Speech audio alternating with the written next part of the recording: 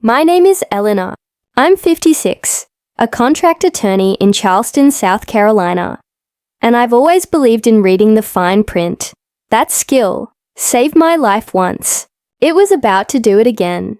The call came on a Friday night. My son Trevor, 28, FaceTimed me while I was reviewing a merger contract. His fiancée Amber was beside him.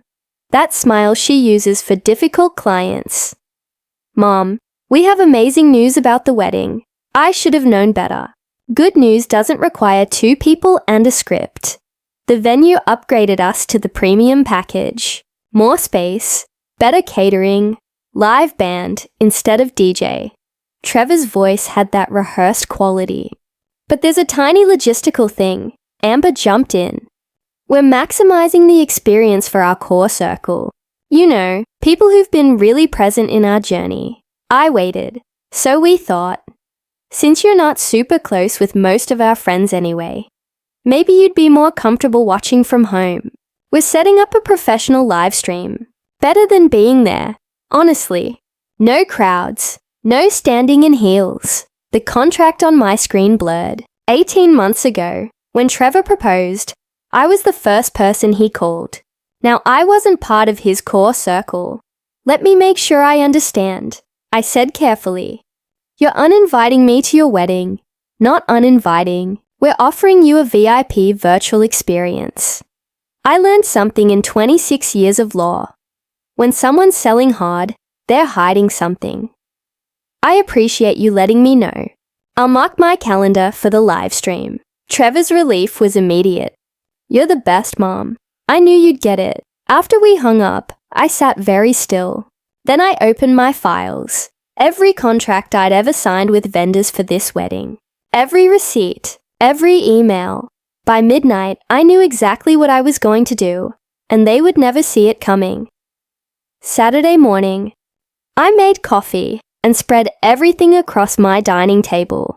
The venue contract, $24,000 deposit, signed by me, balance due 30 days before the wedding.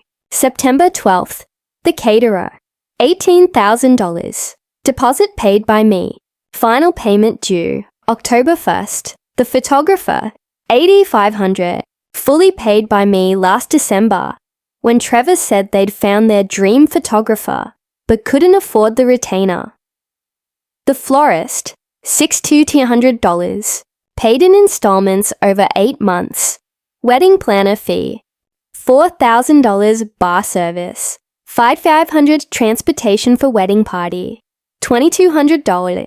My total, $68,400, Trevor and Amber's contribution, the invitations, $340 from Etsy. I'd been so happy to help. Trevor was my only child. Late husband Richard's legacy. Richard died when Trevor was 3. Car accident, sudden and brutal. I'd built my career while raising Trevor alone, working late nights after bedtime, taking him to court hearings in a baby backpack when I couldn't afford childcare. Every sacrifice felt worth it because Trevor would have the life Richard never got to see. But now, looking at these contracts, I saw something else. My name. On everything. The person financially responsible. The one with legal authority. I picked up my phone and started making calls. The venue answered on the second ring. Magnolia Gardens, this is Patricia. Hello, Patricia. This is Eleanor Hartwell. I'm the contract holder for the November 12th wedding. Oh yes, the Hartwell Chen wedding. We're so excited. The premium ballroom upgrade is going to be spectacular. Premium ballroom. I pulled up the contract addendum they'd emailed. The upgrade added $8,000 to the balance. Due in 2 weeks. Patricia, I need to understand something. My son mentioned this upgrade was complimentary? A pause. No, ma'am. The premium package is an additional fee. We sent the revised contract to the email on file. Your son called personally to request it. I see. And has that addendum been signed? Not yet. We need it by Monday with the updated deposit. Thank you, Patricia. I'll be in touch. Next call, the caterer. Savory Affairs. This is Michelle. Hi, Michelle. Eleanor Hartwell. Calling about the November 12th event. I'm reviewing the final menu selections. Can you walk me through what was ordered? Michelle pulled up the file. As she read, my jaw tightened. The original menu. Elegant but reasonable. Chicken, fish, vegetarian options. The one I'd approved and paid the deposit for. The new menu. Wagyu beef, lobster tail, imported burrata, gold leaf desserts. When did this change? I asked. The bride called 3 weeks ago. Said you'd approved it. The difference is $12,000. And when is that due? October 1st. With the final head count, I made 6 more calls. Each revealed the same pattern. The photographer. Trevor had added a second shooter and drone footage. Extra $3,000. The florist. Amber had upgraded to rare orchids and doubled the arrangements. Extra $4,200. The bar. Premium shelf liquor only. Champagne tower. Extra $20,800. They'd inflated my wedding budget by $30,000. And they'd done it after telling me I wasn't important enough to attend. I sat back in my chair. The autumn light slanted through my window. Caught the framed photo of Richard holding baby Trevor. Richard's smile. So proud. I'm sorry. I whispered to the photo. But our son needs to learn something. I picked up my phone and began typing emails. By Sunday evening, I'd cancelled everything. The venue. Full refund minus $2,000 cancellation fee per the contract terms. The caterer. 50% refund per agreement. The photographer. Full refund since I'd paid in full over 10 months ago. The florist. 75% refund. Early cancellation clause. The bar service. Full refund. They were grateful for the notice. The wedding planner. She actually thanked me. Between you and me, she said, your son and his fiancée have been challenging clients. I kept receipts of everything. Saved every email. Recorded every phone call. We're legal. My total recovery. $52,300. What Trevor and Amber would discover on Monday morning. No wedding. I didn't sleep Sunday night. Not from guilt. From anticipation. Trevor called at 9:47 a.m. Monday. What did you do? I put him on speaker, continued reviewing my case files. Good morning, Trevor. The venue just called. They said you cancelled our wedding. Tell me this is a mistake. Tell me you didn't actually... I cancelled the vendors I contracted with. Yes. Are you insane? We have 200 guests. The wedding is in 6 weeks. You have 200 guests. I have a live stream link. Silence. Then. This is about the virtual attendance thing.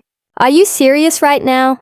This is about reading contracts, Trevor. Something I taught you when you were 12. Every vendor agreement has my name on it. My credit, my liability. When you upgraded everything without asking. Yes, I know about that too. You committed me to another $30,000 I never approved. How did you? I'm an attorney, sweetheart. I investigate for a living. Amber's voice in the background. Let me talk to her. The phone rustled. Then, Eleanor, I think there's been a huge misunderstanding. I don't believe there has. We were trying to give you a comfortable experience. The wedding will be crowded, hot. You'd be on your feet for hours. Amber, stop. I've been on my feet in courtrooms for 30 years. I've negotiated million-dollar deals in heels higher than you've ever worn. I don't need you to protect me from my son's wedding. This is vindictive. This is contractual. You want a wedding? Plan it yourself. Pay for it yourself. Sign the contracts yourself. We don't have $70,000. Then I suggest you scale back your vision. Plenty of beautiful weddings happen for much less. Or, I paused for effect. You could do a lovely virtual ceremony. I hear those are quite comfortable. I hung up. The phone rang 43 times over the next hour. I silenced it and went to lunch. By Tuesday, my email was a war zone. From Trevor, 27 messages, ranging from apologetic to threatening. From Amber, a dissertation on family values and unconditional love from Amber's mother, Patricia Chen, a 3-paragraph lecture on forgiveness and Christian charity, which was ironic since she'd never once invited me to dinner in 2 years. From various relatives, confused questions about what really happened. I responded to none of them. Instead, I contacted my financial advisor. The $52,300 recovered, plus the $20,000 I'd been saving for their honeymoon gift. $72,300 total. I want to establish a trust, I told him, for my grandson or granddaughter whenever that happens. Educational purposes only, managed by me until the child is 25, not accessible to Trevor. Especially not accessible to Trevor. Wednesday afternoon, Trevor showed up at my house. I watched through the window as he paced my porch, practicing his speech. I let him knock 5 times before I opened the door. "We need to talk," he said. "We really don't. Mom, please, can I come in?" Against my better judgment, I stepped aside. He sat on the couch where I'd read him bedtime stories, where we'd watched baseball games after Richard died, where I'd helped him study for his LSATs. "The wedding is ruined," he said quietly. "The wedding you planned is ruined. You can still get married. Not the way we wanted. Trevor, you wanted premium Wagyu beef and gold leaf desserts. Those are wants, not needs.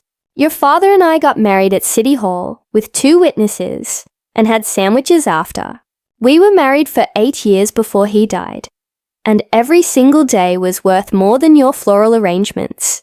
His face crumpled. "Why are you doing this?" This was the moment. I'd been waiting for this question. 6 months ago, you called me at midnight. Remember, you'd had a nightmare about your dad. You were crying so hard you could barely talk. I stayed on the phone with you for 2 hours. We looked at old photos together over FaceTime. You told me I was the most important person in your life. He went pale. 2 months ago, your apartment flooded. Who drove 3 hours to help you salvage everything? Who paid for the storage unit and the hotel while repairs were done? You did. Last month, when you wanted to impress Amber's parents at that charity gala, who bought your tuxedo? Who made sure you had the right wine to bring? Mom, I'm not done. 3 weeks ago, you had a panic attack about the wedding costs. You called me crying, said you felt overwhelmed, that Amber's expectations were out of control, that you didn't know how to handle it. I told you. Do you remember what I told you? He nodded, tears streaming. I said, "I'll take care of it. That's what mothers do." And I did. I paid for everything, so you could have your dream wedding without stress. I leaned forward, and then you told me I wasn't part of your core circle, that I'd be more comfortable at home, that watching on a screen was better than being there. We didn't mean, you upgraded everything after that conversation. You spent my money like it was infinite, while excluding me from the event it was funding. So I made a choice. I chose to stop funding my own rejection. What do you want? Tell me how to fix this. I stood up. I want you to leave. Mom, I want you to go plan a wedding you can actually afford. I want you to learn that people aren't ATMs that dispense cash and emotional support while you treat them as optional. I want you to grow up, Trevor. And apparently, this is what it takes. He left. Didn't say goodbye. Thursday, I got an interesting phone call. "Mrs. Hartwell, this is James Chen, Amber's father. I'd met him twice. Real estate developer. Always on his phone. Mr. Chen, how can I help you?" I heard about the wedding situation. I want to apologize. That surprised me. Apologize? Patricia, my wife, and I have been discussing how this was handled. We didn't know you'd paid for essentially everything. Amber led us to believe it was split costs. I see. She also didn't tell us about the attendance arrangement. When Patricia found out you were being asked to stream it, she was appalled. That's not how we raised our daughter.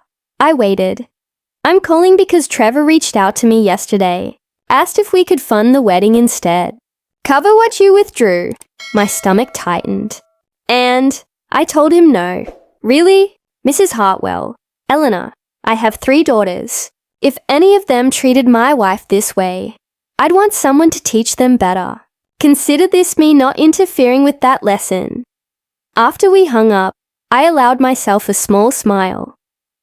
Friday evening, my doorbell rang. Trevor and Amber stood there. Both looked like they'd been awake for days. We've been calling venues all week. Trevor said, the only place available for November is the community center. It's $800, holds 50 people. I said nothing. Amber spoke up, voice small. We were wondering if you'd be willing to come to the smaller wedding. We'll cancel the live stream. Why would I do that? Because, Trevor's voice broke. Because I'm sorry. Really sorry. Not sorry we got caught. Sorry for what we did. We got caught up in wanting this perfect Instagram wedding, and we forgot. We forgot you're the reason I'm even here. I talked to my mom, Amber added. Told her everything. She said I was acting entitled and spoiled. She said if I treated you this way, I'd probably treat Trevor worse once the honeymoon's over. Tears welled up. She said she didn't raise me to be someone who uses people. They stood there, waiting. I let them wait. Here's what's going to happen. I finally said, you're going to plan a wedding with the money you actually have. You're going to invite the people who matter. And you're going to learn the difference between a wedding and a marriage. Does that mean? It means I'll think about it. Check back with me in 3 weeks. They did it right the second time. The community center was decorated with paper flowers and string lights. 50 guests, mostly family and close friends. Amber wore her mother's wedding dress, altered to fit. Trevor wore the same suit his father got married in. I'd saved it all these years. The cake was from Costco. The flowers from Trader Joe's. The music was a Spotify playlist, and it was perfect. I sat in the front row, not virtually, actually there. During his vows, Trevor looked at me and went off script. Before I marry Amber, I need to say something. Mom, I'm sorry for forgetting that love isn't about how much you spend. It's about who shows up. You showed up my entire life, and I almost threw that away for orchids and Wagyu. The room was silent. Thank you for teaching me the hardest lesson at the most important time. I love you, I cried, real tears, not the bitter kind. After the ceremony, Amber's mother Patricia found me. That was quite a move you pulled, she said. Cancelling everything. I suppose it was. James and I were talking. We think you should write a book. How to raise adult children who aren't entitled brats. We'd buy copies for all our friends. We laughed. Started planning monthly dinners together. Turned out, we had more in common than our children. 6 months later, Trevor and Amber came over for Sunday dinner. We have news, Amber said, glowing. I knew before she said it. You're pregnant. They nodded, grinning. There's something else, Trevor added. We've been saving, every month, putting away what we would have spent on that big wedding. We've saved almost $8,000. We want to pay you back, Amber said. For everything. We know it won't be all of it right away, but stop, I said. Keep your money. You'll need it for the baby. But Mom, there's something you should know. I pulled out the trust documents. Every penny I got back from those cancellations, plus the honeymoon money I'd saved. It's in a trust for your child, educational fund, college, grad school, trade school, whatever they need. Trevor stared at the papers. $70,300. It'll grow. By the time they're 18, it'll be substantial. Amber burst into tears. After how we treated you, you learned. That's what matters. But the trust has one condition. I manage it. Your child will have the security you almost gambled away. But they'll also learn that money comes with responsibility. Trevor hugged me, held on longer than usual. Dad would be proud of you, he whispered. He'd be proud of you too. Now, finally, people think revenge has to be cruel. That boundaries have to be permanent. That love means never saying no. They're wrong. The sweetest revenge isn't destruction. It's transformation. I didn't ruin my son's wedding. I saved his marriage. By forcing him to face consequences, I taught him what his father never got the chance to, that love without respect is just manipulation with better PR. The money didn't matter. What mattered was the wake-up call. Now I have a daughter-in-law who calls me weekly, a son who visits without being asked, a grandchild on the way who'll grow up knowing their grandmother doesn't negotiate her worth. And every time I look at that trust fund statement, watching it grow, I think about the wedding that didn't happen. The one with gold leaf and orchids and a live stream for the person who paid for it all. And I'm grateful it failed, because what I have now is worth more than any reception could ever be. If this story resonated with you, if you've ever had to teach someone to value you by withdrawing from being devalued, share it with someone who needs permission to set boundaries. Comment below about a time you chose yourself over keeping the peace. And don't forget to like and subscribe. The most powerful thing you can teach someone is that you're worth showing up for, not streaming from the sidelines. Eleanor here. My grandson was born last spring. Trevor asked if he could name him Richard, after his father. I said yes, but only if he promised to teach little Richard what Big Richard never got to. That the people who love you aren't your safety net. They're your equals, deserving the same care they give. He promised, and so far he's kept it.